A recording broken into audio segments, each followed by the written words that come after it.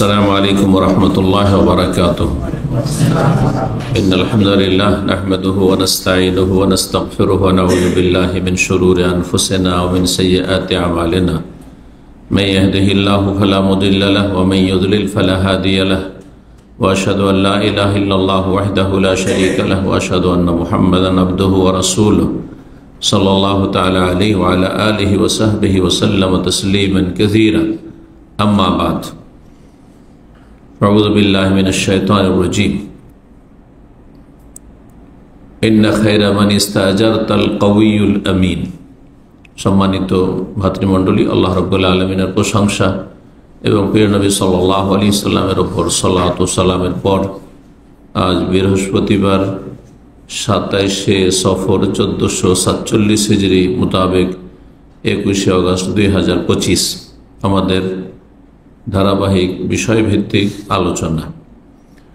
আলোচনার বিষয়বস্তু একটি গুরুত্বপূর্ণ হক এবং হক সম্পর্কে, অধিকার সম্পর্কে, প্রাপ্য সম্পর্কে আমরা 20-এরও বেশি আলোচনা করেছি। এটি সর্বশেষ আপাতত। যদি দেখা যায় যে আরও কিছু হক সম্পর্কে আলোচনা বাকি আছে, আল্লাহ তৌফিক দিলে ইনশাআল্লাহ তাআলা আলোচনা করব। তবে এই 20 থেকে 22টি হকের বিষয় বা অধিকারের বিষয় অত্যন্ত গুরুত্বপূর্ণ বিষয়।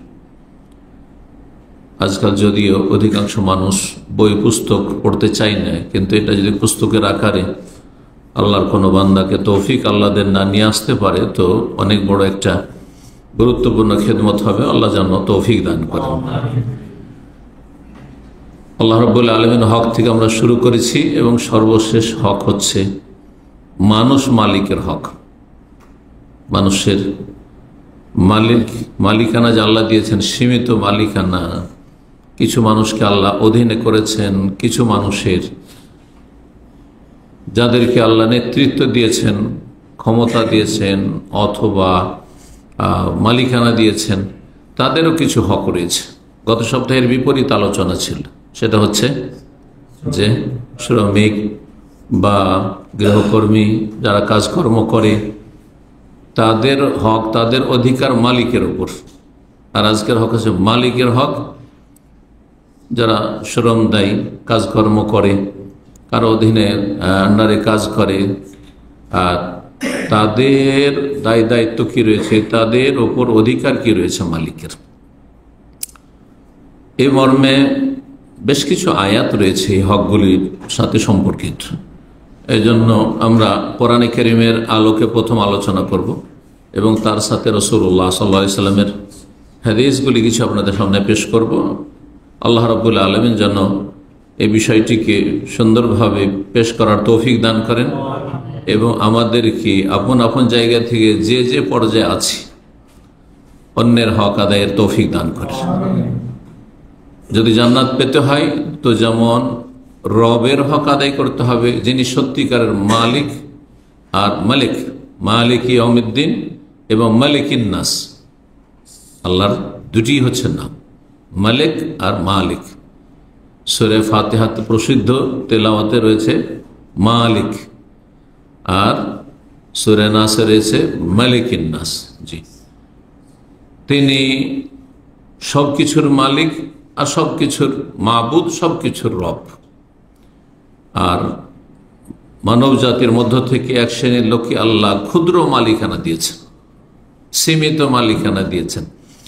তো মালিকদের হক ইসলামের দৃষ্টিতে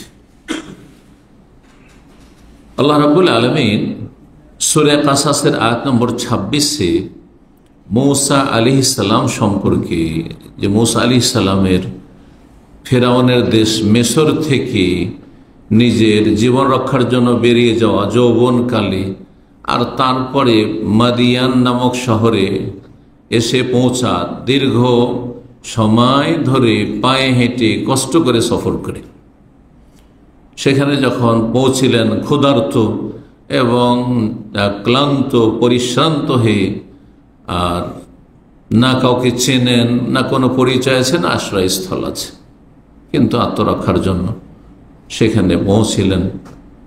আর তারপরে সেখানে দুটো মেয়েকে দেখতে পেলেন, যে তারা কিছু বকরি ছাগল নিয়ে পানি খাওয়ানোর জন্য কূপের কাছে দূরে গিয়ে দাঁড়িয়ে আছে। ঘটনা অনেকেই জানেন হয়তো, সেই ঘটনা বললে লম্বা হয়ে যাবে। তো তারপরে সেই মেয়েদের কাজটি তিনি করে দিলেন, পানি কূপ থেকে উঠিয়ে দিলেন আর তাড়াতাড়ি করে পানি পান করিয়ে দিলেন। আর তারপরে কিছুই বললেন না যে আমি ক্ষুধার্ত আছি, আমার এই প্রয়োজন আছে, তো অভাব আছে, তোমার আব্বাকে কিছু বলিও, কিছুই বললেন না। ইখলাস, আল্লাহ সন্তুষ্টের জন্য করেছি। ভালো একটা কাজ করে যদি দুনিয়াতে নগদ নগদ চেয়ে নেব, তো আখিরাতে কি পাবো? এই শিক্ষা। তারপরে কারো দ্বারস্থ না হওয়া, কারো কাছে ছোট না হওয়া, রবের কাছে ছোট হও, রব খুশি হবে। কিছুই চাইলেন না, কিছুই বললেন না।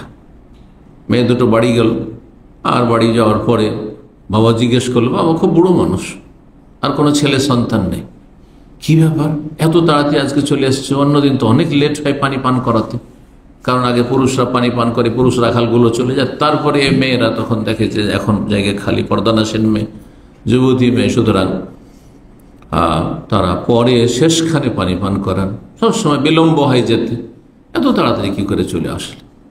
ঘটনা বললেন যে এরকম একজন যুবক আসলো, আর আসার পরে আমাদেরকে বললো যে তোমাদের কাজটা আমি করে দিচ্ছি। সুবহানাল্লাহ। এই জন্য তাড়াতাড়ি কাজটা হয়ে গেছে, আমাদের পানি পান করানো হয়েছে বকরিকে, আর চলে এসছি নিয়ে, বকরির পালনি। তারপরে মেয়ের ইচ্ছা যে এই ছেলেটাকে ঘরের জামাই করতে হবে, মানে দুই বোনের একজনের সাথে বিয়ে যেন হয়। কিন্তু লজ্জা, নারীদের অলংকার হচ্ছে লজ্জা, নারীদের সবচাইতে উত্তম সাজ হচ্ছে আল হায়া, লজ্জা। এমনকি পুরুষদেরও লজ্জা থাকা, নবী সাল্লাল্লাহু আলাইহি ওয়াসাল্লাম বলেন আল হায়া শুবাতুম মিনাল ঈমান, নর হোক আর নারী হোক, আল হায়া ও শুবাতুম মিনাল ঈমান, লজ্জা হচ্ছে ঈমানের গুরুত্বপূর্ণ একটি শাখা। 70-এর বেশি শাখার একটি হচ্ছে লজ্জা। সহিহ বুখারীর হাদিস। লজ্জা না থাকলে মানুষ যে কোনো পাপ করতে পারে, যে কোনো কাজ করতে পারে, যে কোনো অন্যায় কথা বলতে পারে, ওরা লাগাম থাকে না কিছু। লজ্জা থাকলে সব জায়গায় চিন্তা করবে, আল্লাহকে লজ্জা পাবে, মানুষকে লজ্জা পাবে। জি, তো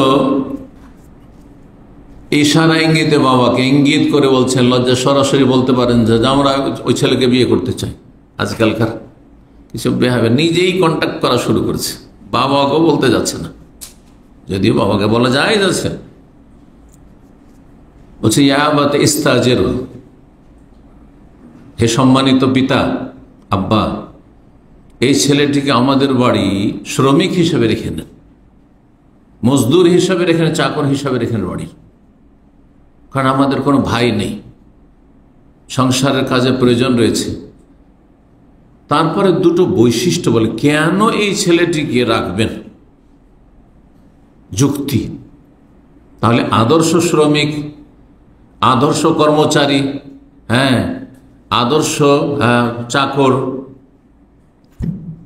হচ্ছে ইন্না খায়রা মান ইস্তাজারতাল কাউইয়ুল আমিন, নিশ্চয়ই সবচাইতে উত্তম, উৎকৃষ্ট, ভালো শ্রমিক হচ্ছে, ভালো চাকর হচ্ছে, ভালো মজদুর হচ্ছে যে আল কাউই, শক্তিমান, শরীরে শক্তি আছে, মানসিক শক্তি আছে, শারীরিক শক্তি আছে, ক্ষমতা আছে, হ্যাঁ, শিক্ষাগত শক্তি ক্ষমতা আছে। অযোগ্য ব্যক্তিকে কি হবে? আল কাউই একটি গুণ। আপনি যে পেশা নিয়েছেন সেটা যদি পেটের দায় শুধু নিয়ে থাকেন, না সে সম্পর্কে জ্ঞান আছে, না বাস্তব কোনো আপনার কোনো এইরকম কোনো কাজ করেছেন জীবনে, হ্যাঁ, দুনিয়ার গরজে আপনি মিছামিছি বলেছেন কাজ জানি, হ্যাঁ, লেগে গেছেন, বেতন নিচ্ছেন আপনি, হয়তো যে কোনো জায়গায় হোক না কেন, দেশে হোক আর বিদেশে হোক, তাহলে আপনি জ্ঞানের দিক থেকে, অভিজ্ঞতার দিক থেকে শক্তিশালী না, দুর্বল।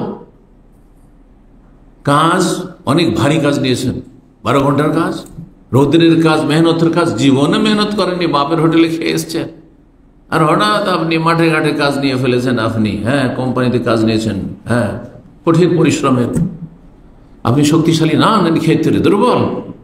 চিন্তা করা উচিত আপনাকে।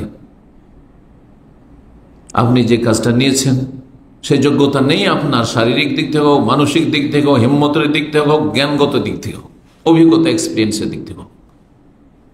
আল কওয়ি, এই ছেলেটি, এই যুবকটি বড় শক্তিশালী।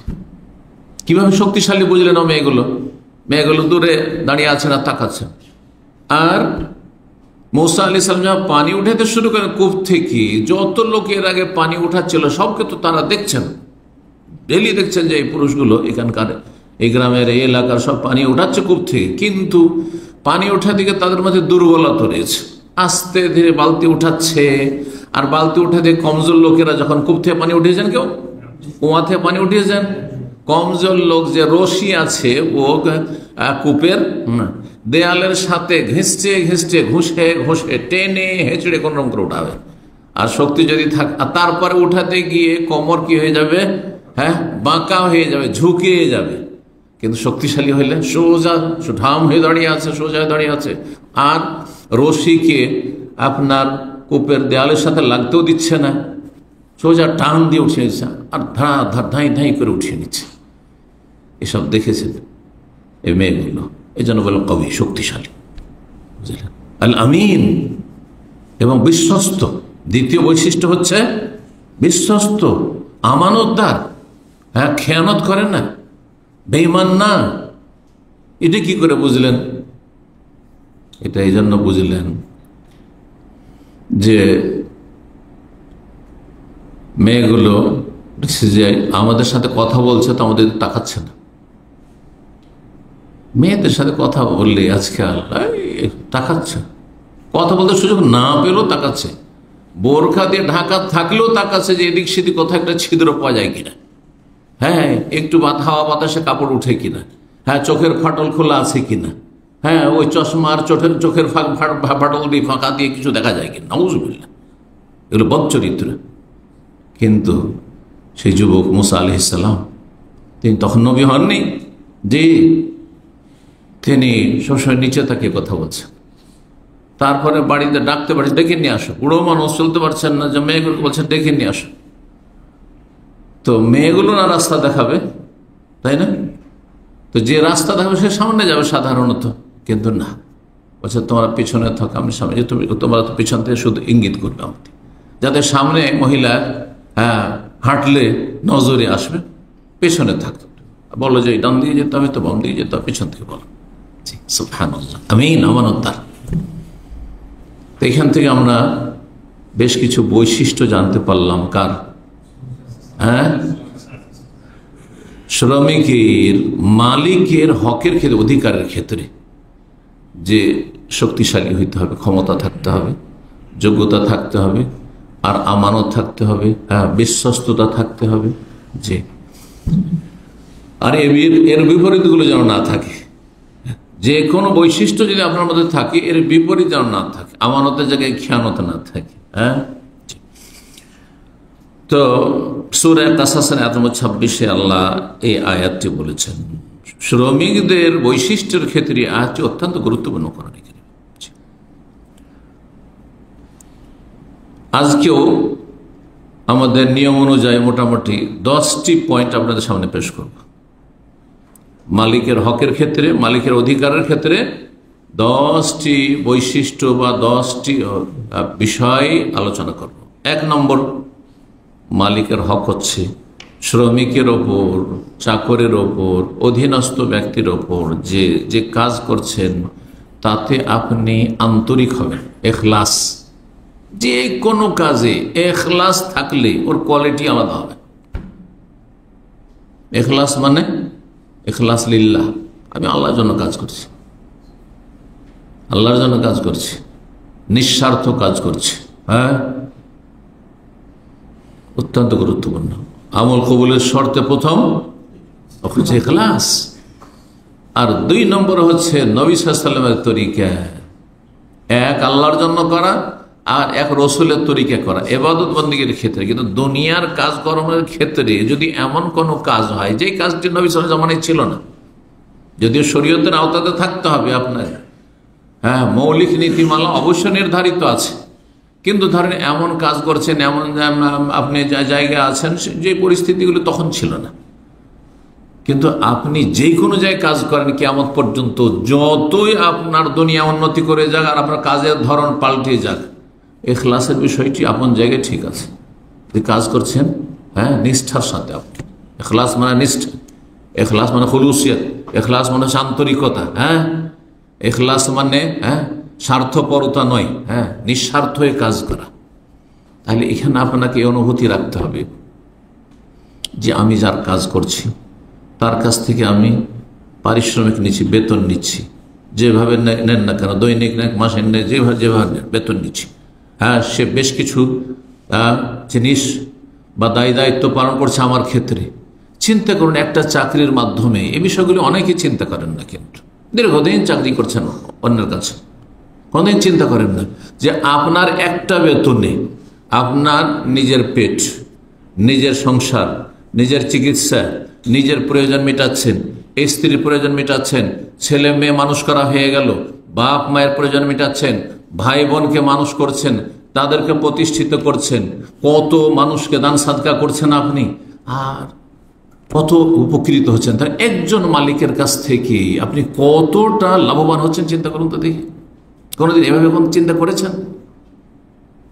সবসময় যেন একটা ঘৃণা ভাব, একটু কষ্ট পেলে অথবা একটু বিপরীত অবস্থা হইলে, কিন্তু কখনো চিন্তা করেছে আমি ছিলাম কোথায় যখন চাকরি ছিল না তখন, আর চাকরি পাওয়ার পরে আমি কত দূরে পৌঁছেছি, এবং আমার এই একটা চাকরি দিয়ে, একটা ইনকাম সোর্স দিয়ে, এই সোর্সটা বন্ধ হয়ে গেলে আমি একেবারে ভেঙে পড়বো, বা আমার পরিবার সংসার ভেঙে পড়বে, কঠিন অবস্থা হয়ে যাবে। চিন্তা করুন, এই বিষয়গুলি চিন্তা করার প্রয়োজন রয়েছে। কথা যদি এইভাবে বিস্তারিত বলি তাহলে একটি বিষয় অনেক লম্বা হয়ে যাবে, যার ফলে খুব সংক্ষেপে এই বিষয়গুলি নিয়ে আপনাদেরও চিন্তা চেতনার ক্ষমতা আছে। চিন্তার জগতে আপনিও চিন্তা করতে পারেন, আপনার বিবেক আছে, সুতরাং বিবেককে কাজে লাগাবেন। তাহলে কি হবে? কাজে নিষ্ঠা আসবে, যে আমি যেহেতু কিছু নিচ্ছি সুতরাং কিছু দিতে হবে। নেওয়ার ক্ষেত্রে যদি কম করে তো আমি সেটা অনুভব করব যে আমার সাথে অবিচার করা হলো, জুলুম করা হলো, যে আমার ন্যায্য অধিকার দেওয়া হচ্ছে না, যে সব চুক্তি রয়েছে তা পুরা করা হচ্ছে না। তাহলে এই অধিকার তো তারও রয়েছে যে আমি যদি কাজে ঘাটতি করি, ত্রুটি করি, গাফিলতি করি, আর যদি সেখানে ঠকামি করি তো আমাকেও ফেঁসে যেতে হবে হাসরের মাঠে। সুতরাং এখানে ইখলাসের সাথে আরেকটি কথা লাগিয়ে দিই, সেটা হচ্ছে যে কাজটি করবেন সুন্দরভাবে করবেন, যেন কোয়ালিটি ভালো হয়। আজকাল বিল্ডিং লাইনে আরব দেশে, আমাদের দেশে একটা পাকা বিল্ডিং মানে জানেন, আমরা ছোটকালে ইটের নিজের ভাটা করেছি, তারপরে নিজের বাড়ির ইট দিয়ে আমরা বাড়ি গেঁথেছি। জি, তো আমাদের দেশে একটা পাকা বাড়ি মানে তার আয়ু হচ্ছে 100 বছর। এখানে 20 বছর 30 বছর পরে 12টা বেজে যাচ্ছে বিল্ডিংয়ের। কেন? এর পিছনে বিভিন্ন কারণ হতে পারে, তার মধ্যে একটি হচ্ছে প্রচন্ড গরমের দেশ, কিন্তু একটি গুরুত্বপূর্ণ কারণ হচ্ছে যে অযোগ্য লোকেরা বেশি কাজ করে, যাদের পেশা এগুলি ছিল না, যারা পেটের দায় এগুলোতে লেগেছে, ঠকামি করে কাজ করেছে, কাজ করে দিয়ে গেছে কারেন্টের সমস্যা, কাজ করে গেছে প্লাম্বিং এর সমস্যা, কাজ করে গেছে এখানে সমস্যা সেখানে সমস্যা। আরে ভাই, যেই কাজ আপনি জানছেন না তাহলে আপনি সেই ক্ষেত্রে আপনি দুর্বল, কাউকে শক্তিশালী নন, অযোগ্য আপনি, তাহলে খেয়ানত করেছেন, আপনি আমানত রক্ষা করেননি, জি দায়িত্ব পালন করেননি আপনি, রবের কাছে সামনে গিয়ে হাসরের মাঠে আপনার কঠিন অবস্থা হয়ে যাবে। জি, তো কাজকে সুন্দরভাবে করতে হবে। আয়াত শোনাই, সূরা তাওবা আয়াত 105, আল্লাহ বলছেন ওয়াকুল ইমালু, হে নবী মানব জাতিকে বলে দাও, এ মালু তোমরা কাজ করো, কর্ম করো, কর্মহীন হইলে হবে না, জি অলস হইলে হবে না, কর্মঠ হইতে হবে। এ মালু কর্ম করো, কাজ করতে হবে, যে কাজ করে সে এগিয়ে যায়, যে ময়দানে কাজ করবে যত বেশি মেহনত করবে এগিয়ে যাবে। একই সাথে লেখাপড়া করে, যে যেমন মেহনত করে সে এগিয়ে গেছে লেখাপড়ার ময়দানে, ওই রকমই কাজের ময়দানে বিভিন্ন ফিল্ডে কাজ করে দেখাও। ফাসায়ারাল্লাহু আমালাকুম ওয়া রাসূলুহু ওয়াল মুমিনুন, কারণ তোমাদের আমল প্রথম আল্লাহ দেখছেন, স্বয়ং সবকিছু দেখছেন, ওয়া রাসূল রাসূলুল্লাহ সাল্লাল্লাহু আলাইহি ওয়াসাল্লামের জীবদ্দশায় রাসূলও দেখছেন সাল্লাল্লাহ আলাইহি ওয়াসাল্লাম যে তোমরা কে কেমন আমল করছে, আবু বকর কেমন করছে আর আবু হুরায়রা কেমন করছে, আর ওই মুনাফিকদের যারা দলবলের লোক তারা কেমন করছে, সব দেখছেন রাসূলুল্লাহ সাল্লাল্লাহু আলাইহি ওয়াসাল্লাম। ওয়াল মুমিনুন, মুমিন মুসলিরা সমাজের ওরাও দেখছে, আপনার সুপারভাইজার দেখছে, আপনার ফোরম্যান দেখছে, আপনার মালিক দেখছে, আপনার মালিকের পরিবারের লোকেরা দেখছে। ওয়াল মুমিনুন, মুমিন মুসলিমের আশেপাশে ওরাও দেখছে। এটি ইবাদতের ক্ষেত্রে যেমন, আকীদার ক্ষেত্রে যেমন, তেমনই দুনিয়ার এই সব কাজকর্মের ক্ষেত্রে যে যেমন কাজ করবে সবাই বুঝবে যে এই কাজে কেমন। ঠিক কিনা বলেন, চিন্তা করেন। ইবাদত বন্ধ যদি 5টা মসজিদে করেন তো কেউ বলে যে বেনামাজি, সবাই বলে যে 5টায় ফজরের দিকে প্রথম কাতারের দিকে, সবাই বলবে। ঠিক ওই রকম কাজের ক্ষেত্রে যদি আপনি অ্যাক্টিভ হন আর যদি আমানতের সাথে কাজ করেন আর যদি সত্যি হক আদায় করেন, সবাই আপনার সুনাম করবে। আল্লাহ দেখছেন, রসুল দেখছেন, আর মুমিনরাও দেখছেন। এবং আল্লাহর কাছে ফিরে গেলে তখন সেখানে চূড়ান্ত ফয়সালা হবে। আল্লাহ জানিয়ে দেবেন কে কেমন কাজ করেছে, কার কোয়ালিটি কেমন ছিল। তারপরে আরেকটি বিষয় রয়েছে এখানে, সেটা হচ্ছে মুরাকাবার বিষয়। সুফিদের মুরাকাবা না, সেটি গুমরাহি। মুরাকাবা মানে আল্লাহ আমাকে দেখছেন, আল্লাহ আমাকে দেখছেন, আল্লাহ আমার শুনছেন, আল্লাহ আমার সব জানছেন। এই বিষয়গুলি সব সময় মস্তিষ্কে মগজে বসিয়ে রাখে, কখনো যেন সরে না যায়। আল্লাহ দেখছেন, মালিক দেখলো না, নেই ফোরম্যান, নেই সুপারভাইজার, আমি একাই কাজ করছি। হ্যাঁ, তারপরে হিসাবও নেই, আমাকে টার্গেটও দেওয়া হয়নি যে এতটা করে আসতে হবে। কিন্তু আল্লাহ তো দেখছেন, আল্লাহ তো জানছেন, আল্লাহ তো শুনছেন সবকিছু। কি করছো তুমি? সুবহানাল্লাহ। আল্লাহ যেন বুঝার তৌফিক দান করেন। সূরা যুখরুফ আয়াত নম্বর 80 আল্লাহ ইরশাদ, আম ইয়াহসাবুনা, মানুষরা কি এরকম মনে করে, আন্না লা নাসমাউ সিররাহুম ওয়া নাজওয়াহুম, আমি তাদের গোপন কথা শুনি না, আর তারা যে গোপন আলাপ করে চুপি সারে কথা বলে, কানে কানে কথা বলে, তো বুঝি না বা জানি না, সব শুনছি। আল্লাহ বলছেন বালা, এটা অবশ্যই। আল্লাহ বলছেন যতই গোপনে বলো না কেন, এমনকি মনে কোনো কথা আসলো সেটাও আল্লাহ জানে ভালো মন্দ। ও রসুল, এমনকি ও রসুলনা লাদাইহিম ইয়াকতুবুন, আর অতিরিক্ত হচ্ছে যে আমার দূতেরা মানে ফেরেশতারা ওই সমস্ত মানুষের পাশে বসে লিখতে আছে। এটা অতিরিক্ত। আমি আল্লাহ জানি, ওইটা দিয়ে হিসাব করে নিতে পারতাম ভালো মন্দের, হ্যাঁ, সৎ অসতের, জান্নাতি জাহান্নামীর, কিন্তু তারপরে আমি আমার দূতকে ফিট করে রেখেছি কিরামান কাতিবিন, সম্মানিত ফেরেশতাদেরকে। ইয়ালামুনা, তারা জানছে, লিখছে। ইয়াকতুবুন, এখানে তারা লিখে সাথে সাথে রেকর্ড করছে। ইল্লাল্লাযী রাকিবুন আতীদ, আল্লাহ সূরা কাফে বলেছেন। সূরা আলাকার 14তে আল্লাহ বলছেন, আলাম ইয়ালাম বিআন্নাল্লাহ ইয়ারা, মানুষ কি বিষয়টি জানে না, বুঝে না, বিশ্বাস করে না যে আন্নাল্লাহ বিআন্নাল্লাহ ইয়ারা, আল্লাহ দেখছেন। আরে কেউ না দেখুক, ক্যামেরা না লাগানো থাক, আল্লাহর ক্যামেরা লাগানো আছে এখানে, ক্যামেরা ফেরেশতাদের, তারপর আল্লাহ দেখছেন। জি, কাজকে সুন্দরভাবে করতে হবে। যেই কাজে আপনি লেগেছেন সেই কাজ সুন্দরভাবে করতে হবে, কোয়ালিটি ভালো হইতে হবে। প্রত্যেক প্রতিষ্ঠানে আজকাল একটি ডিপার্টমেন্ট আছে কোয়ালিটি কন্ট্রোল, জানেন তো? কোয়ালিটি কন্ট্রোল, কোয়ালিটি ভালো হইতে হবে। এর দলিল হাদিস রয়েছে, ইমাম তাবরানির কিতাব তাবরানি মোজাম কবিরে রয়েছে, মোজাম আওসাতে রয়েছে, এবং ইমাম বাইহাকির শুআবুল ঈমানে রয়েছে। আল্লামা আলবানী হাদিসটিকে হাসান বলেছেন। মা আয়েশা রাদিয়াল্লাহু তাআলা হাদিস বর্ণনা করছেন, রাসূলুল্লাহ সাল্লাল্লাহু আলাইহি ওয়াসাল্লাম বলেন, ইন্নাল্লাহ আয ইউহিব্বু ইযা আমিলা আহাদুকুম আমালান আইয়ুতকিনাহু। বলছেন যে রাসূলুল্লাহ সাল্লাল্লাহু আলাইহি ওয়াসাল্লাম বলেন যে আল্লাহ তাআলা ভালোবাসেন এমন ব্যক্তিকে, ইযা আমিলা আহাদুকুম আমালান, যখন তোমাদের কেউ কোনো কর্ম করে, আমল করে, সে ইবাদতের আমল, হ্যাঁ, সে নামাজ, রোজা, হজ, যাকাত, ইবাদত, বন্দেগী, জিকির, আজকার, হ্যাঁ, তেলাওয়াত ইত্যাদি হোক, অথবা দুনিয়ার কাজ, মানুষের হক আদায় করে মানুষের কাছ থেকে কিছু নেওয়া হোক, যে কোন আমল করছেন, আপনি কর্মক্ষেত্রে ডিউটি করছেন, আপনি মালিকানা করছেন, হ্যাঁ, আপনি নেতৃত্ব দিচ্ছেন, আপনি বাড়িতে আছেন, কোন যে আচরণ করছেন আপনার স্ত্রীর সাথে, আপনার স্ত্রী স্বামীর সাথে কি আচরণ করছে, ভাই বোনরা কে কার সাথে আচরণ করছে, ছেলে মেয়ে বাবা মায়ের সাথে কেমন আছে, এই যে আমল। কর্ম ছাড়া মানুষ থাকে না। ভালো কর্ম করছে অথবা মন্দ কর্ম করছে, যে কোনো কাজ করেন না কেন আল্লাহ পছন্দ করেন কি, যে আইয়ুত কেনা হোক, কাজটিকে সুন্দর করে করবেন আপনি, সুন্দর করে করবেন আপনি। ইতকান মানে মজবুত করে করা, সুন্দর করে করা, যেই কাজে কোনো রকমের ত্রুটি না থাকে। 2 নম্বর হক হচ্ছে মালিকের অধীনস্থদের ওপর, তা হচ্ছে তাদের কথা শুনবেন এবং মানবেন। আসসামু ওয়া তাআ, শুনতে হবে আর মানতে হবে, আনুগত্য করতে হবে।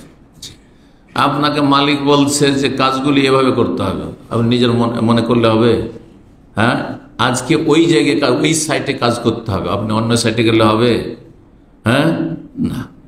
আপনার কাছ থেকে যে সময়টা নিয়েছে, যতটা সময় চুক্তি আছে, সেই সময়টা আপনার নয়, কিন্তু সেই সময়টা তাদের।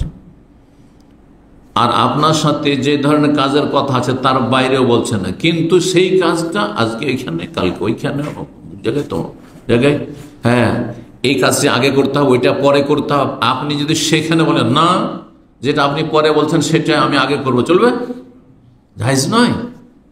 তাহলে আপনি মালিকের হক আদায় করলেন না। সে আপনার ওপরে ছোট মালিক হোক আর মেজো হোক, সেজো হোক আর বড় হোক, হ্যাঁ ফোরম্যান হোক, সুপারভাইজার হোক আর সাইটের কোনো ম্যানেজার হোক বা যা কিছু হোক না কেন, জি এই মর্মে শুনতে হবে, মানতে হবে। বহু দলিল কোরআন হাদিসে রয়েছে, বহু দলিল কোরআন হাদিসে রয়েছে। কিন্তু কতটা মানতে হবে? যতক্ষণ পর্যন্ত আল্লাহ এবং রসুলের আনুগত্যের বাইরে চলে না যায়। যদি আল্লাহর নাফরমানি হয়ে যায়, হ্যাঁ নবীর নাফরমানি হয়ে যায়, কোনো গুনার কাজ হয়, তাহলে মানা যাবে না। আপনাকে বলছে 8 ঘন্টা তোমার কাছ থেকে নিয়েছি, কাজ নেবো, আর আপনাকে মদের ফ্যাক্টরিতে কেউ যদি লাগে, আপনার মদের দোকানে লাগায়, আপনাকে যদি আপনার তামাক বিড়ি আর ওই সিগারেট কোম্পানিতে লাগিয়ে দেয়, আপনার জায়েজ নয় সেই কাজ করা। হ্যাঁ, ছুঁড়ে দিয়ে ফেলে দিয়ে চলে আসতে হবে সেই চাকরি, জি। অথবা রাষ্ট্রীয় কোনো আইন কানুনের বিরুদ্ধে না হয়, কারণ শাসকের আনুগত্য আল্লাহ ফরজ করেছে। হ্যাঁ, আপনার যে মালিক, শাসকের আন্ডারে সে দেশের একজন নাগরিক, তার উপরে শাসকের দেশের বৈধ আইন কানুন রয়েছে, সেটা মেনে চলতে হবে। প্রথম কোরআন হাদিসের কথা মেনে চলতে হবে, আর কোরআন হাদিস বিরোধী যদি শাসকের আইন না হয় সেটাও মেনে চলতে হবে, উলিল আমরি মিনকুম। আর তার উপরে আপনার যে মালিক রয়েছে, সে ব্যক্তি মালিক হোক, প্রতিষ্ঠান মালিক হোক, যেখানে আছেন না কেন, তাদের শুনতে হবে এবং মানতে হবে। সূরা নিসা 59 আল্লাহ ইরশাদ করেছে, ইয়া আইয়ুহাল্লাযীনা আমানু আতিউল্লাহ ওয়া আতিউর রাসূল ওয়া উলিল আমরি মিনকুম, হে ঈমানদারগণ তোমরা আল্লাহকে মানো, আল্লাহর আনুগত্য করো, মানে সহজ ভাষায় আল্লাহকে মানো, আল্লাহর আদেশ নিষেধ মানো, আর রসুলের আনুগত্য করো, রসুলকে মানো সাল্লাল্লাহু আলাইহি ওয়াসাল্লাম, ও উলিল আমরি মিনকুম, আর তোমাদের মধ্যে যারা তোমাদের দায়িত্বশীল তাদেরকে মানো, তাদের আদেশ নিষেধ মানো। আপনার উপরে যতগুলি আছে, যত স্তরে যার আন্ডারে আপনাকে কাজ দেওয়া হয়েছে, সবই আপনার উলিল আমরের মধ্যে। একজন স্ত্রীর জন্য তার স্বামী উলিল আমরের মধ্যে অন্তর্ভুক্ত, ছেলে মেয়েদের জন্য বাবা, জি, মা, এর উলিল আমর, জি, তাদের আনুগত্য করতে হবে। আল্লাহ রাব্বুল আলামিন বলছেন, আব্দুল্লাহ বিন মাসউদ রাদিয়াল্লাহু তাআলা আনহু থেকে একটি হাদিস শুনেন, নবী সাল্লাল্লাহু আলাইহি ওয়াসাল্লাম বলেন, আসসামু ওয়াত তাআতু আলাল মারইল মুসলিম, শুনতে হবে, মানতে হবে, এটা আবশ্যক, ফরজ একজন মুসলিমের জন্য, আলাল মারইল মুসলিম, মুসলিম ব্যক্তির জন্য, ফিমা আহাব্বা ওয়া কারিহা, পছন্দ লাগলেও আর অপছন্দ লাগলেও, মনোপুত হইলেও আর মনোপুত না হইলেও, বাস ইসলাম বিরোধী নয়, কিন্তু আপনাকে পছন্দ লাগে না। অনেক সময় মালিকের কথা শুনতে ভালো লাগে না, হ্যাঁ আপনার কাছে ওর চাইতে ভালো যুক্তি আছে মনে করছে না, আপনি যেটা বলছেন যুক্তিসঙ্গত, কিন্তু আপনার যুক্তি সে বুঝতে চায় না, সে আপনার পরামর্শ নিতে চায় না, তাহলেও আপনার পরামর্শকে প্রাধান্য দিলে হবে না, আর আপনার যুক্তিতে মুক্তি খুঁজলে হবে না, আপনাকে আনুগত্যতে মুক্তি খুঁজতে হবে। এই জন্য পছন্দ করেন নাই পছন্দ করেন, মালাম ইউমার বেমাসি, কত সুন্দর হাদিস, যতক্ষণ গুনার হুকুম না করা হবে, যতক্ষণ পাপের হুকুম না করা হবে। ফাইজা ওমেরা বেমাসিয়া, যদি গুনার হুকুম করে, স্ত্রীকে বলে মাসিক অবস্থায় সহবাস হারাম, আনুগত্য করা। স্ত্রীকে বলে রোজা রমজানের দিনে সহবাস হারাম, আনুগত্য করা, ছুঁড়ে ফেলতে হবে এরকম পাপিষ্ঠ স্বামীকে। জি হ্যাঁ, এইরকমই যদি ছেলেদেরকে বলে যে মারামারি কর, তো হারাম ভাই বাবার আনুগত্য করা, যা হারাম ব্যবসা কর, এই কর সেই কর, যা মানুষের দ্বন্দ্ব কর, হ্যাঁ ক্ষতি করে আয়, হারাম। যারা কৃষি কাজ করে ছেলেকে বলে যা ওর জমি আর ফসল ঝুড়ে চলে আয়, এইসব হয়ে থাকে গ্রামে গঞ্জে। কারণ আমাদের দেশের মানুষ যত অশিক্ষিত, হ্যাঁ এমনকি শিক্ষিতরাও, কারণ শিক্ষিত তো ইসলামের শিক্ষিত নয়। সমস্যা হচ্ছে যারা আমাদের দেশে শিক্ষিত তারা ইসলাম সম্পর্কে শিক্ষিত নয়, যার ফলে তারাও বড় বড় জালেম, তারাও বড় বড় জালেম। কখনো শিক্ষা নেই, আর কখনো শিক্ষা থাকলেও এমন শিক্ষা আছে যেই শিক্ষা তাকে মানুষের মতো মানুষ তৈরি করেনি, অমানুষ হয়ে থেকে গেছে, দুনিয়ার উচ্চ শিক্ষিত হয়েছে। আল্লাহ তাদের অনিষ্ট থেকে রক্ষা করুন। তো রাসূলুল্লাহ বললেন ফাইদা ওমেরা বেমাসিয়া, যদি গুনার নির্দেশ দেওয়া হয়, অর্ডার কিন্তু কাজটি পাপের, তো বলছেন ফালা সামা ওয়ালা তা, না শুনবেন না মানবেন, শুনবো না মানবো না, তখন শুনবেন না মানবেন না। আপনাকে বলা হচ্ছে দাড়ি মুন্ডে আসতে হবে, না শুনবেন না মানবেন। আল্লাহর ভরসা করুন, রিজিক আকাশে রয়েছে, কোনো মানুষের হাতে রিজিক নেই। সহিহ বুখারী 6611, সহিহ মুসলিমে 3423 নম্বর হাদিস। 3 নম্বর অধিকার মালিকের, সেটি হচ্ছে আপনি যে মালিকের কাজ করছেন সেই কাজের যোগ্যতা আপনার মধ্যে থাকতে হবে, শক্তি ক্ষমতা থাকতে হবে। হ্যাঁ, আয়াত আগেই ভূমিকাতে পড়েছি, শক্তি থাকতে হবে, যোগ্যতা থাকতে হবে। শক্তি, যতগুলি শক্তি প্রয়োজন হয় আপনার কাজের জন্য, যে শক্তিগুলি প্রয়োজন হয় কাজের জন্য, অনেক সময় শারীরিক পরিশ্রমের কাজ হতো, শারীরিক শক্তি থাকতে হবে। হ্যাঁ, শিক্ষাগত আপনার যোগ্যতার প্রয়োজন, সেখানে শরীর দুর্বল হইলেও চলবে, অফিসে কাজ করছেন, হ্যাঁ অনেকে অনলাইনে কাজ করছেন, তাতেই সন্তুষ্ট, ঠিক অনলাইনে আমার কাজটা করে দাও, যথেষ্ট না, ঠিক না? তো যেমন কাজের দাবি যে আপনাকে এই ধরনের শক্তির প্রয়োজন, এই কাজের জন্য যোগ্যতার প্রয়োজন, সেই যোগ্যতা আপনার থাকতে হবে। গাড়ি চালাবেন, আপনি যতই বড় আপনি আলেম আর হাফেজ আর যতই ডাক্তার ইঞ্জিনিয়ার হয়ে যান, যদি ড্রাইভিং না জানেন তাহলে গাড়ি চালানো চাকরি নেওয়া যায়? আমানতে খেয়ানত করলেন, অযোগ্য ব্যক্তি আপনি এমন দায়িত্ব নিলেন অযোগ্যতার সাথে, যেটি কিয়ামতের লক্ষণ, অসৎ লোকের পরিচয়। কিয়ামতের লক্ষণ হচ্ছে অযোগ্যদের নেতৃত্ব, সহিহ বুখারী হাদিসে রয়েছে, আসছে। স্মরণ করে দিচ্ছে আয়াত, ইন্না খায়রা মান ইস্তাজারতা আল কাউয়ুল আমিন, সবচেয়ে উত্তম শ্রমিক হচ্ছে যে শক্তিশালী, হ্যাঁ আর আমানতদার, বিশ্বস্ত। 4 নম্বর অধিকার হচ্ছে আমানত রক্ষা করবেন। যার কাজ করছেন আমানত রক্ষা করবেন আপনি।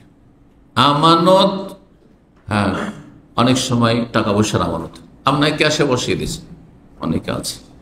একবার অনেক আগের কথা বলছি, 94-95 কথা বলছি, আল কাসিমে তখন ছিলাম 2-3 বছর।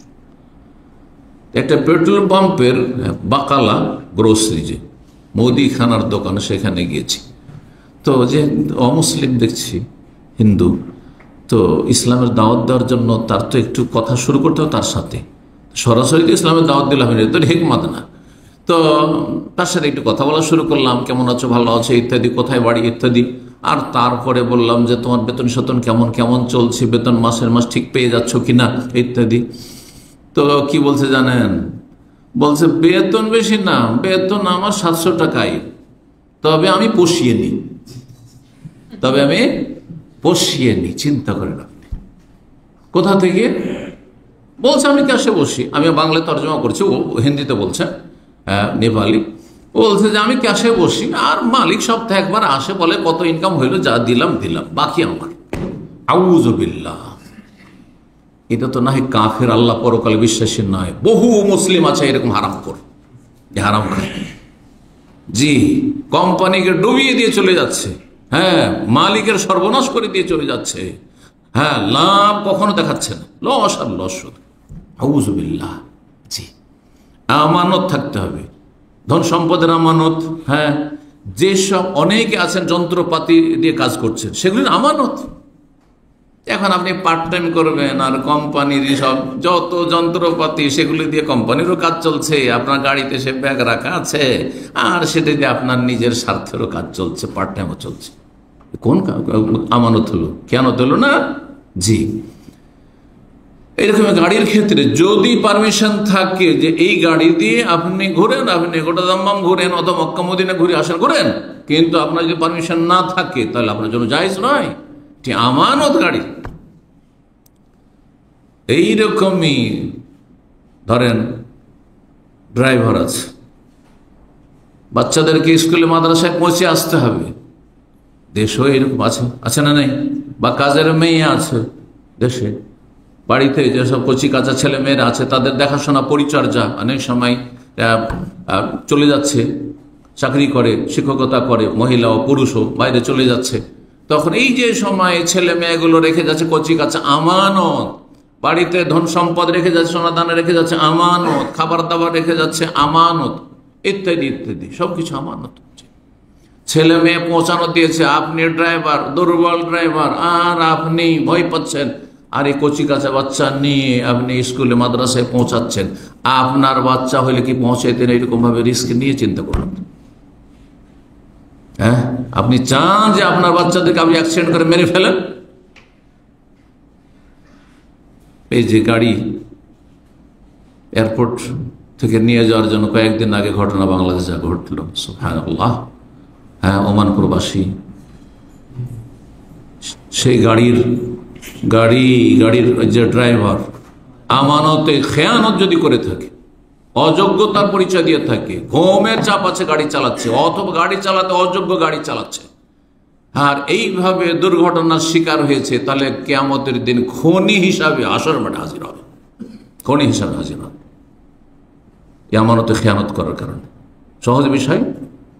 তোমার ছেলে মেয়েরা বা তোমার যদি বাবা, তোমার ভাই যদি এই এয়ারপোর্টে যেত, তাহলে তাকে কি এই অবস্থায় তুমি রিসিভ করতে, আর এইভাবে গাড়ি চালাতে তুমি, আর এইভাবে তুমি তাদেরকে সর্বনাশ করতে, সেই পরিবারকে সর্বনাশ করতে? আল্লাহ বোঝার তৌফিক দান করেন। অসৎ লোকদের অনিষ্ট থেকে আল্লাহ হেফাজত করুন মুসলিম ভাই বোনদের। জি, তো আমানত অত্যন্ত গুরুত্বপূর্ণ জিনিস। দলিল ওই যে মুসা আলাইহিস সালামের ঘটনায়, যে শোয়াইব, কেউ বলছেন শোয়াইব নবী আলাইহিস সালাম, আর সঠিক হচ্ছে অনেকে বলেছেন গবেষকরা যে অন্য কোনো শোয়াইব ছিলেন। তো যাই হোক, তার যে দুই মেয়ে, কিন্তু দিনদার পরেশগার মানুষ, পরেশগার পরিবার, মেয়ের কি বলেছিলেন? ইন্না খায়রা মান ইস্তাজারতাল কওয়ি আল আমিন, সবচাইতে উত্তম শ্রমিক হচ্ছে, উত্তম মজদুর হচ্ছে, কর্মচারী হচ্ছে যার মধ্যে কি আছে? আমানত আছে। আমিন, যে আমানতদার, বিশ্বস্ত, আমানত থাকতে হবে। অনেক সময় কথার আমানত থাকে, যে কোম্পানির বেশ কিছু গোপন রহস্য রয়েছে, সেই রহস্য যদি অন্যকে জানিয়ে দেন, তাহলে এই কোম্পানি হয়তো ডাউন হয়ে যাবে, অন্যরা এগিয়ে যাবে, কম্পিটিশনের মার্কেট, আমানত। এই বিষয়গুলি কর্মক্ষেত্রে যারা আছেন, ব্যবসা বাণিজ্যে তারা বুঝেন। ব্যবসা বাণিজ্য অনেক এর কথার আমানত রয়েছে, আর তারপরে কাজকর্মের আমানত রয়েছে, পলিসির আমানত রয়েছে, বিভিন্ন বিষয় রয়েছে। জি, আমানত রক্ষা করতে হবে, কারণ এর উপর আপনি চুক্তিবদ্ধ হয়ে এসেছেন। যদি আমানত না থাকে আপনার মধ্যে, খেয়ানত করেন, তাহলে আপনার মধ্যে মুনাফিকি চরিত্র রয়েছে। মুনাফিক, আয়াতুল মুনাফিকে সালাস, সহিহ বুখারী মুসলিমের হাদিস। মুনাফিকের লক্ষণ হচ্ছে তিনটি: ওয়াদা করলে ওয়াদা খেলাফি করা, কথা বললে মিথ্যা কথা বললা, আর আমানত দিলে ওয়াইদা উতুমিনা খানা, খেয়ানত করা। আমানত রক্ষা করছেন না।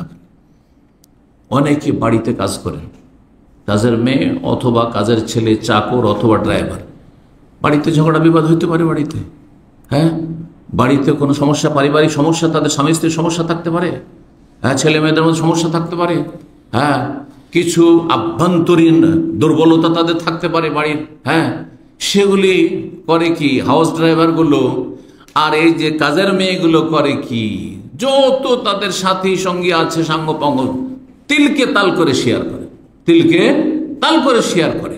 খেয়ানত করলে না, আপনাকে বাড়ির একজন মেম্বার হিসাবে ভাবতে হবে যে আমি এই বাড়ির সদস্য, হ্যাঁ, সুতরাং এই বাড়ির সম্মান যাওয়া না আমার সম্মান যাওয়া, তা না করে তিলকে তাল করে এরা বয়ান করে। আমি এদের সাথে মিশে দেখেছি, এরা সব অসৎ চরিত্রের অধিকাংশ, যারা ঘরে কাজ করে অধিকাংশ অসৎ চরিত্রের। মালিকের 12টা বাজিয়ে দেয় তার মান ইজ্জতের, কোনো কিছু রাখে না। জি, এমনটা যেন না হয়। তারপর এটি গীবত, গীবত নয়, দোষ থাকলেও গীবত। আপনার হক নষ্ট করেছে, বিচার চাওয়ার জন্য আপনি কাউকে বলতে পারেন। যদি আপনার হক নষ্ট না হয়, বাড়িতে তাদের যদি আভ্যন্তরীণ সমস্যা থাকে, এগুলো বাইরে কেন বলবেন আপনি? আপনার বলার কোনো অধিকার নেই। আপনাকে বিশ্বাস করে বাড়ির ভিতরে কাজ দিয়েছি, অথবা বাড়ির ভিতরে বেশ কিছু বিষয় আপনি জেনে ফেলছেন, তাই বলে আপনি সেক্ষেত্রে কথার খেয়ানত করবেন, আপনি কথাগুলি পাচার করবেন, আপনি তাদের মান ইজ্জত সমাজে নষ্ট করবেন, আপনি ওটাই জায়েজ নয়, হারাম।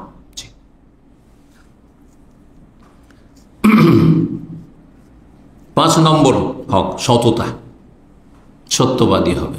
কাজের ক্ষেত্রে যদি সততা থাকে, তাহলে ডিউটির ক্ষেত্রে সততা, হ্যাঁ, আপনার কাজের সময়গুলির ক্ষেত্রে সততা, তাই না, দায় দায়িত্ব পালনের ক্ষেত্রে সততা। মানুষ হিসাবে কখন যেন ত্রুটি হয়ে যায় যে আমার একটু ঘাটতি হয়ে গেছে, অন্য জায়গায় দিয়ে আমি বেশি করে দেবো যাতে করে আমি ফেঁসে না যাই, এইরকম চিন্তা সবসময় থাকতে হবে। দুর্বলতা থাকতে পারে, মানুষ মানে দুর্বলতা থাকতে পারে।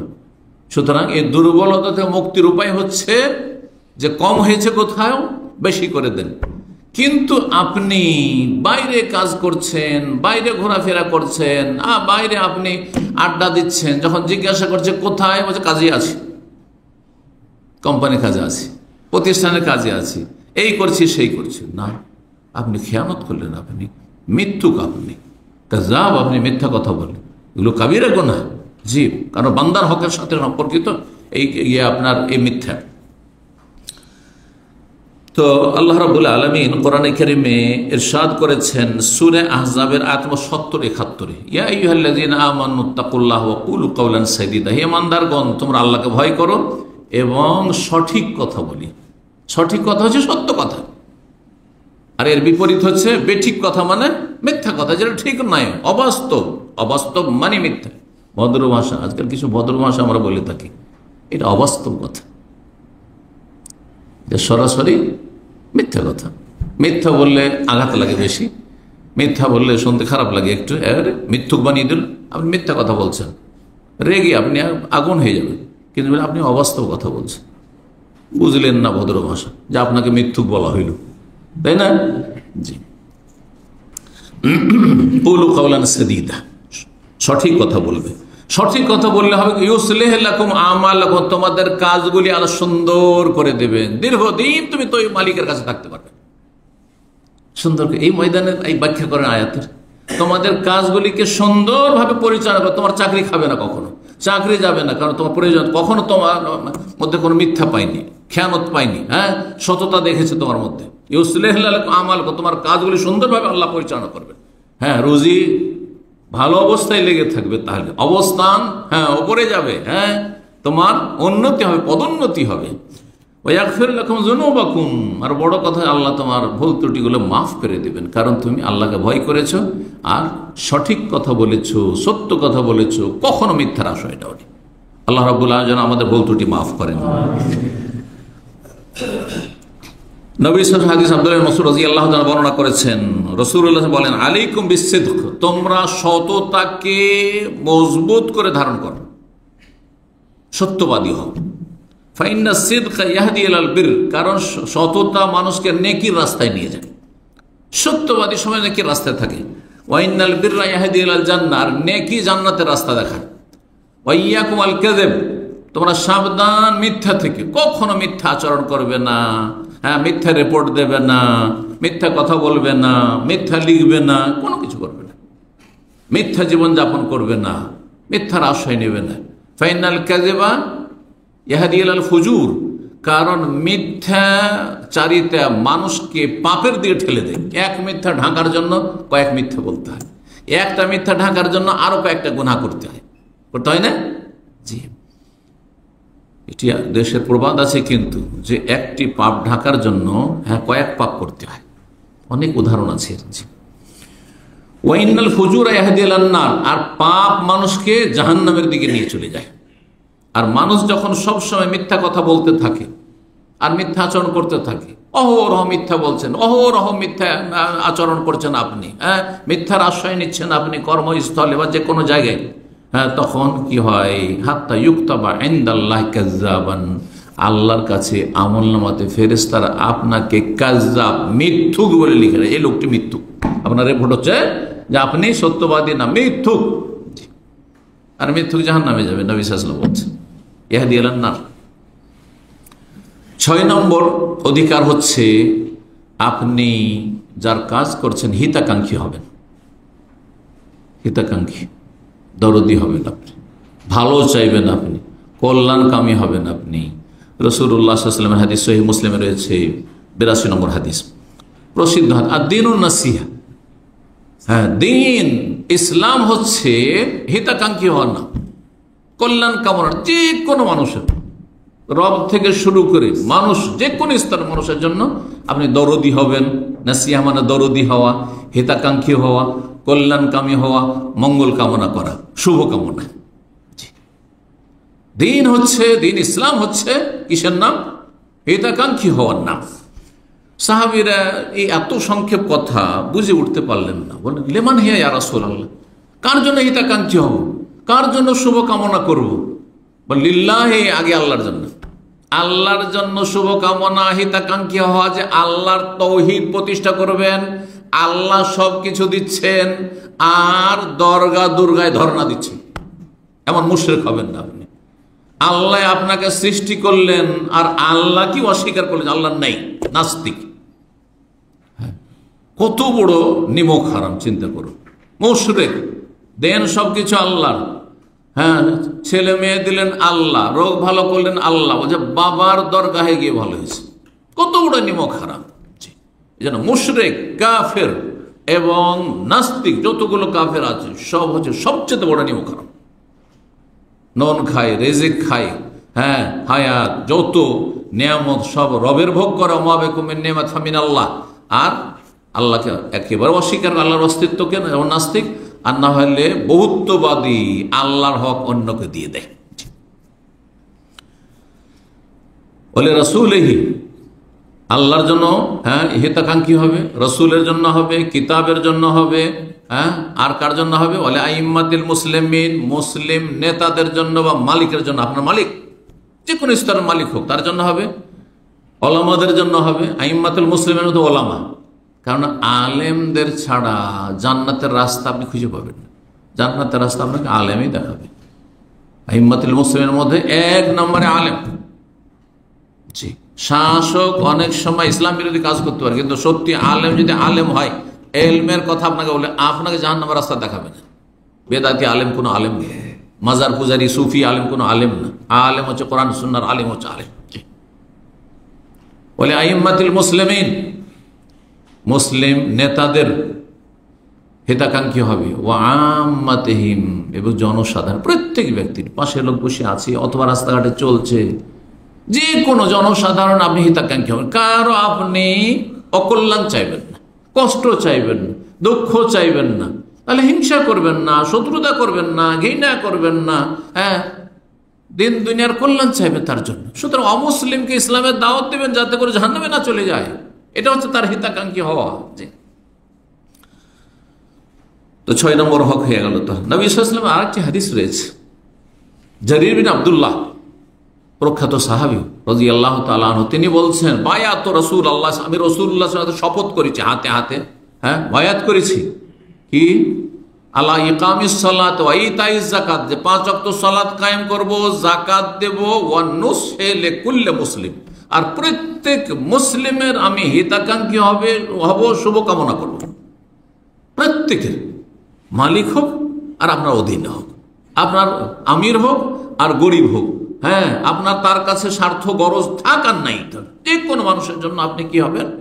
হিতাকাঙ্ক্ষী হবেন। জি, অন্য ছেলে করলে মুসলিম। 7 নম্বর মালিকের হক হচ্ছে যে চুক্তি করেছেন, ওয়াদা করেছেন, সেই চুক্তি পুরা করবেন আপনি, চুক্তি বিরোধী কাজ করবেন না, ওয়াদা খেলাফি করবেন না। আপনি যে কন্ট্রাক্ট হয়েছে কন্ট্রাক্ট, জি, আপনাকে যা দিতে চেয়েছে তিনি দেবেন, আর আপনি যা দিতে চেয়েছেন তা।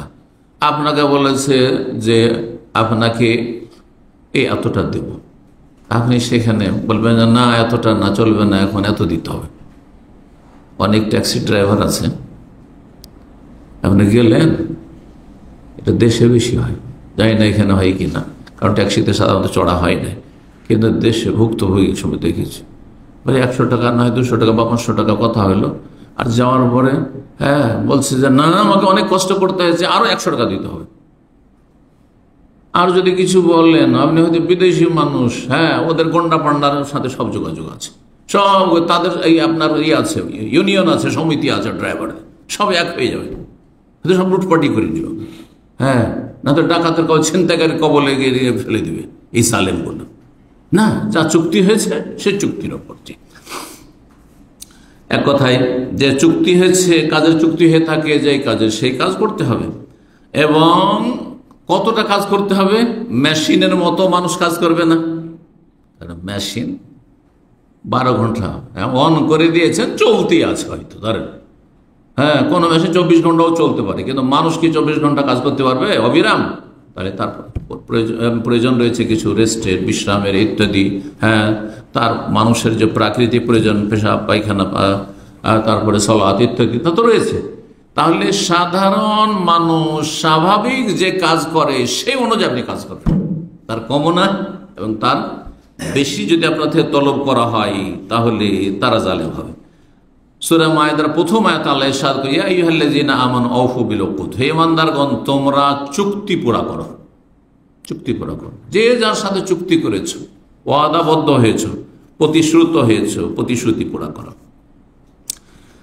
রাসূলুল্লাহ সাল্লাল্লাহু আলাইহি ওয়াসাল্লাম হাদিস, আবু দাউদে রয়েছে 3120 এবং তিরমিজিতে 1772। আল্লামা আলবানী ইরওয়াউল গলিল তার একটি ফিকহের তাকরিজের কিতাব রয়েছে, তাতে 1313 নম্বর হাদিসটিকে সহিহ বলেছেন। হাদিস শুনে আপনাদেরকে বলছেন, রাসূলুল্লাহ সাল্লাল্লাহু আলাইহি ওয়াসাল্লাম থেকে বর্ণনা করে আমর ইবনে আওফ আল মুজানি, যে রাসূলুল্লাহ সাল্লাল্লাহু আলাইহি ওয়াসাল্লাম বলেন, আসসুলহু জায়েজুন বাইনাল মুসলিম, মুসলিমদের মাঝে মীমাংসা, সন্ধি, চুক্তি করা জায়েজ, তবে এমন চুক্তি চলবে না যাতে হারামকে হালাল করা হয়, হালালকে হারাম করা হয়। ওয়াল মুসলিমুন আলা শুরুতিহিম, এই অংশটুকু বিশেষ করে আমাদের বক্তব্যের সাথে সম্পর্কিত। মুসলিম তার শর্তের ওপর অটল থাকবে। মুসলিমুনা আলা শুরুতিহিম, মুসলিমরা নিজের কন্ডিশন, শর্তের ওপর অটল থাকতে হবে, যে শর্ত করেছেন তারপর অটল থাকতে হবে। তবে ইল্লা শারতান, এমন কোন শর্ত যদি লাগিয়ে দেওয়া হয়, হারামা হালালান, হালালকে দিল হারাম করে, অথবা আহাল্লা হারামান, হারামকে হালাল করে দিল, এইটা চলবে না। জায়েজের আওতাতে যদি শর্ত হয়ে থাকে তাহলে সে শর্ত কি করতে হবে? পূরণ করতে হবে, যেই দিক থেকে হোক না কেন, ওপর দিক থেকে হোক আর নিচের দিক থেকে হোক। 8 নম্বর অধিকার হচ্ছে আপনার দায়িত্বে যেসব মাল সামান রয়েছে অথবা যা কিছু রয়েছে আপনার কাছে, ধরেন আপনাকে একটা গাড়ি দেওয়া আছে, আপনি কোম্পানি গাড়ি চালাচ্ছেন, আপনি দেশে কারো ড্রাইভার, আপনি কোনো ব্যক্তির ড্রাইভার, আপনাকে একটা গাড়ি দেওয়া হয়েছে, তার সাথে আর কিছু দেওয়া হয়েছে, যা দেওয়া হয়েছে এগুলির আপনি হেফাজত করবেন, হেফাজত করা আপনার দায়িত্ব। যদি হেফাজত না করেন তো আমানত আপনি খেয়ানত করলেন এবং আপনি আল্লাহ রাব্বুর কাছে আসামের কাঠগড়ে হাজির, বান্দার হক নষ্ট করলেন। সূরা নিসার 58 আল্লাহ ইরশাদ করেছেন, ইন্নাল্লাহা ইয়া'মুরুকুম আন তুআদ্দুল আমানাতি ইলা আহলিহা, আল্লাহ তোমাদেরকে হুকুম করছেন, নির্দেশ দিচ্ছেন যে তোমার আমানত আদায় করবে আমানতওয়ালা, যার আমানত, যার হক তার কাছে আমানত কি করবে? আদায় করে দেবে, পৌঁছিয়ে দিবে। তো আপনি যার কাজের দায়িত্ব নিয়েছেন, যার ডিউটির দায়িত্ব নিয়েছেন, আর তার এগনিস্টে আপনি বেতন নিচ্ছেন বা হক নিচ্ছেন, আপনার যে অধিকার নিচ্ছেন আপনি, তাহলে এই আমানত আপনাকে আমানতওয়ালার আদায় করে দিতে হবে। সুতরাং এমন কিছু না হয় যে কোন রকমের একটু মনোমালিন্য হয়েছে মালিকের সাথে, কোন রকমের একটু হয়তো বকা খেয়েছেন, কোন রকমের একটু হয়তো কষ্ট পেয়েছেন, সেই জন্য ভাঙচুর করবেন, নষ্ট করবেন, আর সেটা পাচার করবেন। অনেক খেয়ানতকারী আছে, যখন দেশে যায় এরা মাল সামান যতটা অ্যালাও আছে তার চাইতে অনেক বেশি করে নিয়ে যায়, বরং কার্গো করে পাঠায় এমন সামান। কোথায় পায় সামান? সব পাচার করেছে। হ্যাঁ, 1 বছর 2 বছর সব চুরি করেছে। হ্যাঁ, যখন তখন চুরি করেছে। অনেক সময় খারাপ হয়নি, তার বলছে না খারাপ, এটা রিজেক্ট, আর তারপরে গিয়ে বাইরে গিয়ে পার্ট টাইম করতে ওটাকে ওখানে সেট করে দিল। নাউজুবিল্লাহ, হাদ্দেস ওয়ালা হারাজ। এইরকম কত খেয়ানতকারী আছে। আপনার মালিকানায় যা দেওয়া হয়েছে সেগুলির হেফাজত করবেন, সেগুলি নষ্ট করবেন না। সেগুলি স্বাভাবিক অবস্থায় নষ্ট হবে, আপনি আল্লাহর কাছে ধরা খাবেন না। কিন্তু যদি অস্বাভাবিক কিছু হয় তার সাথে, সেগুলির সাথে, আর তার কারণে নষ্ট হয়, আপনার কারণে সেগুলি নষ্ট হয়, তাহলে আপনাকে হিসাব দিতে হবে রবের কাছে, মনে রাখতে হবে। এবং বান্দার হক আল্লাহ মাফ করবেন না যতক্ষণ বান্দা না মাফ করবে। 9 নম্বর অধিকার হচ্ছে যে আপনি কখনো জুলম অত্যাচার করবেন না, সীমা লঙ্ঘন করবেন না। দুর্বলও কখনো কখনো জুলুম করে, সবল করে না। বিড়াল মানুষকে নুচে না, নুচে না। বিড়ালও হাতিকে নুচে নেই। হ্যাঁ, তো দুর্বল অনেক সময় সবলের ওপর কি করে দেয়? সীমা লঙ্ঘন করে, জুলুম অত্যাচার করে। আপনার দ্বারা কোনো রকমের কোনো শারীরিক অত্যাচার জুলুম না হয়, বিচার না হয়, কোনো এমন ভাষাগত জুলুম অত্যাচার না হয়, বা আচার আচরণগত কোনো রকম জুলুম অত্যাচার না হয় আপনি যার কাজ করছেন তার ক্ষেত্রে অথবা তার পরিবারের সদস্যদের ক্ষেত্রে।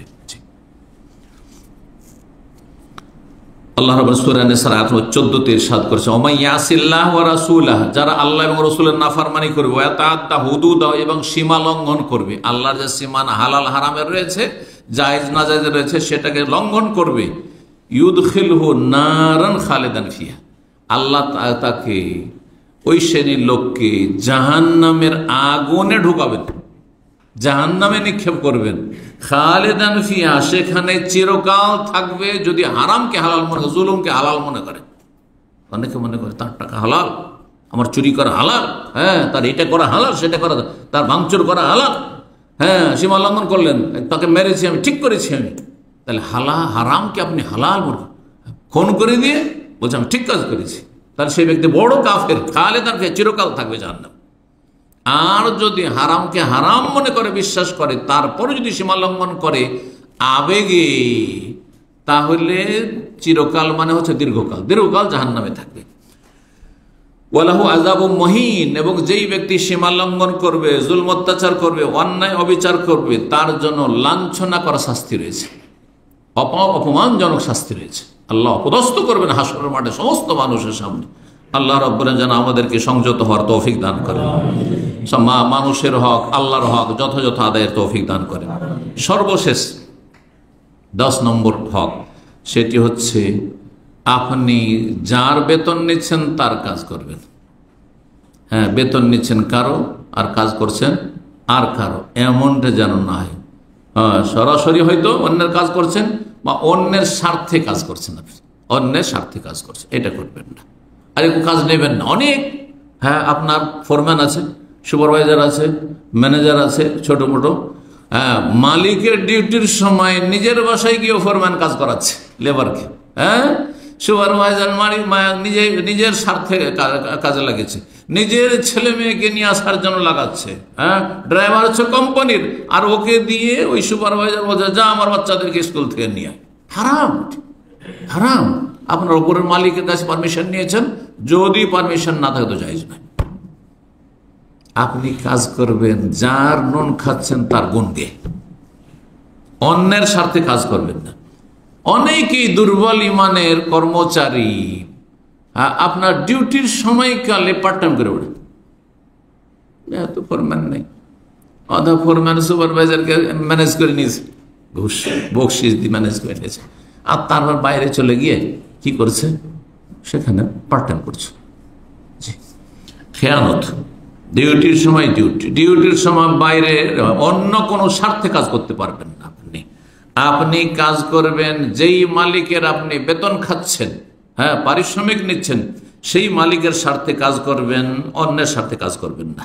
যদি এটা করেন তাহলে আপনি আমানত নষ্ট করলেন, খেয়ানত করলেন এবং অযোগ্যতার প্রমাণ দিলেন। রাসূলুল্লাহ সাল্লাল্লাহু আলাইহি ওয়াসাল্লামের হাদিস, আবু হুরায়রা রাদিয়াল্লাহু তাআলা আনহু থেকে বর্ণিত, হাদিস সহিহ বুখারীর 57 নম্বর হাদিস, এটি দিয়ে আলোচনা শেষ করছি।